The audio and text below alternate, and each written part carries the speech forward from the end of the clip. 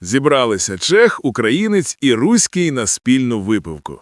Чех випив і шкаликом об землю. Хрясь! Не п'ю я з одного й того шкалика 2 рази, бо в нас цього кришталю кури не клюють. Руський вихилив півпляшки з горла до половини. І об землю. Хрясь! А я не п'ю з одної пляшки, бо у нас цієї горілки хоч ото пися. Українець випив шкалик, закусив салом і руського табуреткою по голові. Хрясь! А я з одним і тим же москалем другий раз не п'ю, бо у нас їх як свиней не різали.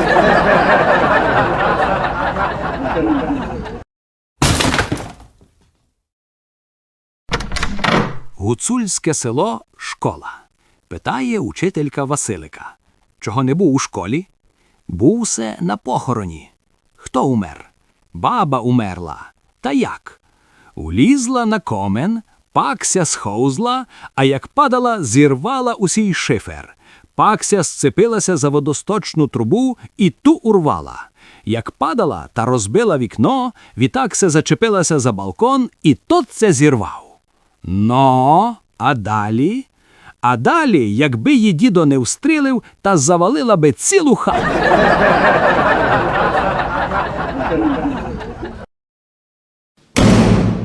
Зустрічаються 2 друга. Чим займаєшся? Бізнесом. А ти? Я теж. У тебе що? Ресторанчик у центрі, елітний, але якось мляво. Кілька людей в день, трохи більше ввечері. А у тебе? А в мене просто вал народу. Думаю розширюватися. Заздрю. Великий бізнес. Так, туалетна кабінка на площі біля вокзалу.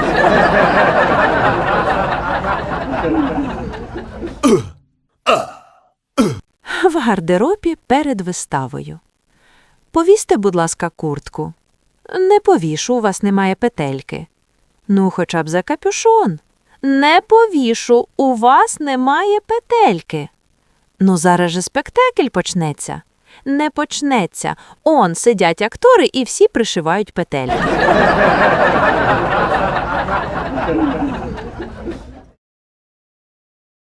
Приходить Вовочка до 1 класу. «А ти рахувати вмієш?» – цікавиться вчителька. «Так, звичайно, мене татко навчив. 1, 2, 3, 4, 5, 6, 7. Вчителька. «А далі знаєш?» Вовочка. 8, 9, 10, валет, дама, король, туз.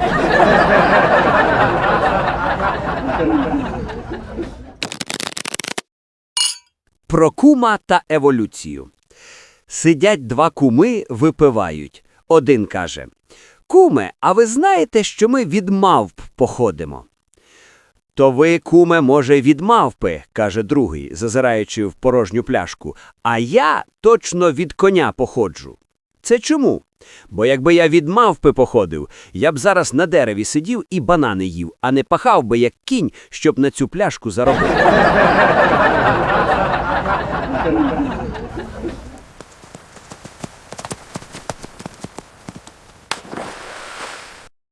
Зустріла мавпа в лісі сову та й нашептала їй, що криза наступила. От біжить мавпа по лісу і кричить: «Криза! Криза!» Виходить вовк з кущів і питає: «Ти чого кричиш?» «Так криза ж!» «Ну і що? Я як їв м'ясо, так і буду їсти». Біжить мавпа далі і кричить: «Криза! Криза!» Виходить лисиця з кущів і питає: «Ти чого кричиш?» «Так криза ж!» «Ну і що? Я як носила шубу, так і носитиму». Біжить мавпа далі, мовчки і думає: «А чого я кричу? Адже як ходила з голою сракою, так і буду ходити».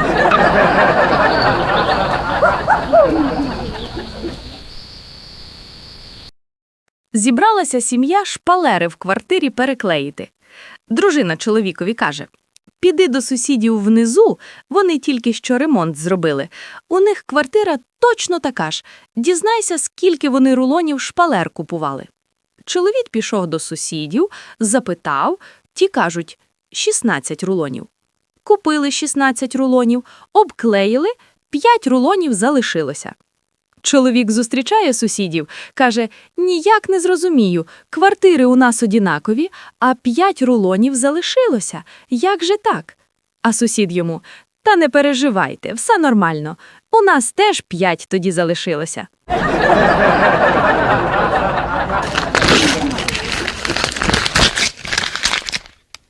Вирішила дружина заглянути до свого чоловіка, директора фірми, на роботу. Заходить до нього в кабінет, дивиться, а той на столі вовтузить свою секретарку. Побачив свою дружину, застібає ширинку і каже: «Наступного разу я вас, Наталя Сергіївна, за таку роботу не тільки віджарю, але й із роботи звільню». Це вже 3-я помилка за тиждень. Я виправлю, обіцяю. Твої обіцянки нічого не варті. Будь ласка, дайте шанс. Приходить кум до кума. Куме, ваша корова палить? Ви що, здуріли? Ні, звичайно. А чому ви запитуєте? Так оце проходив через ваш двір, ваша стайня горить.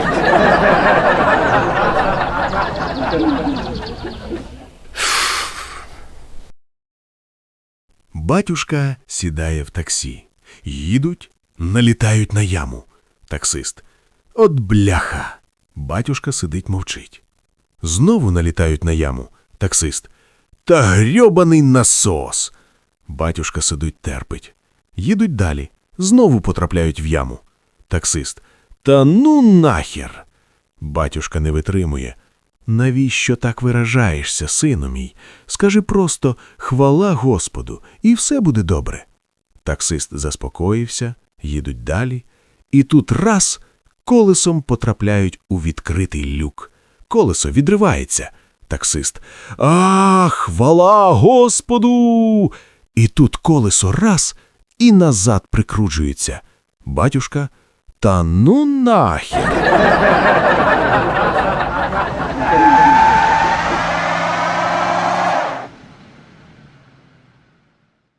Про золоту рибку та 3 бажання.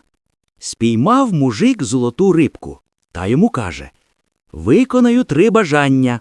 Мужик: «Хочу, щоб повз мене зараз проскакало стадо оленів». Проскакали.